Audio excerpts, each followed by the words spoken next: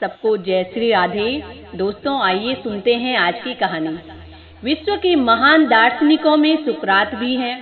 एक बार की बात है जब वो अपने शिष्यों के साथ बैठे थे और कुछ चर्चा कर रहे थे।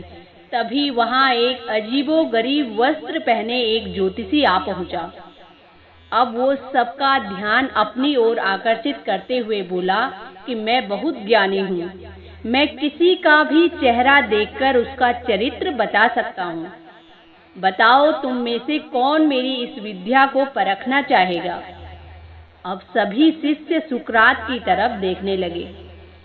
सुकरात ने उन ज्योतिषी से अपने बारे में बताने के लिए कहा। अब ज्योतिषी सुकरात को बड़े ध्यान से देखने लगे। सुकरात बहुत बड़े ज्ञानी तो थे ही, लेकिन देखने में बड़े सामान्य थे। कुछ लोगों का कहना तो ये भी था कि वो देखने में सुंदर नहीं थे।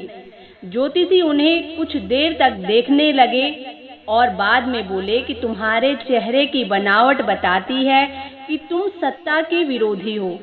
तुम्हारे अंदर द्रोह करने की प्रबल भावना है और तुम्हारी आंखों के बीच पड़ी सिकुड़न तुम्हारे अत्यंत क्रोधी होने का प्रमाण देती है।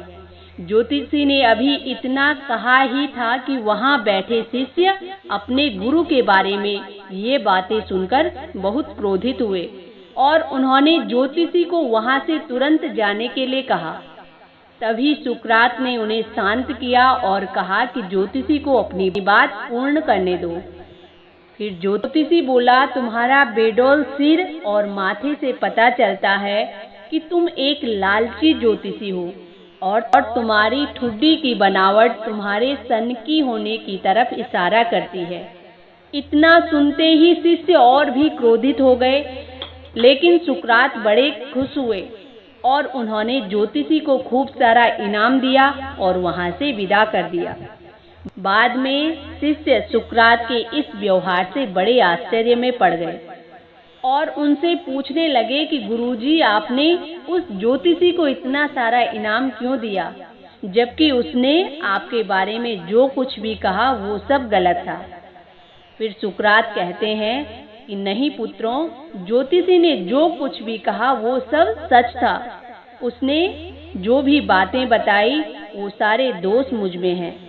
मुझे लालच भी है, क्रोध भी है और उसने जो कुछ भी कहा वो सब है, पर वो एक बात जो बहुत जरूरी थी वो बताना भूल गया। उसने सिर्फ बाहरी चीजें देखी पर मेरे अंदर के विवेक को नहीं आंक पाया, जिसके बल पर मैं इन सारी बुराइयों को अपने वश में किए रहता हूँ। बस वो यही चूक गया, वो मेरे बुद्धि के बल को नहीं समझ पाया। इस प्रकार सुकरात ने अपनी बात पूर्ण की और शिष्य उनकी बात को समझ गए। तो दोस्तों, ये प्रसंग बताता है कि बड़े से बड़े इंसान में भी कमी हो सकती है। अगर हम अपनी बुद्धि का प्रयोग करें तो सुकरात की ही तरह उन कमियों से पार पा सकते हैं। तो ये थी आज की कहानी।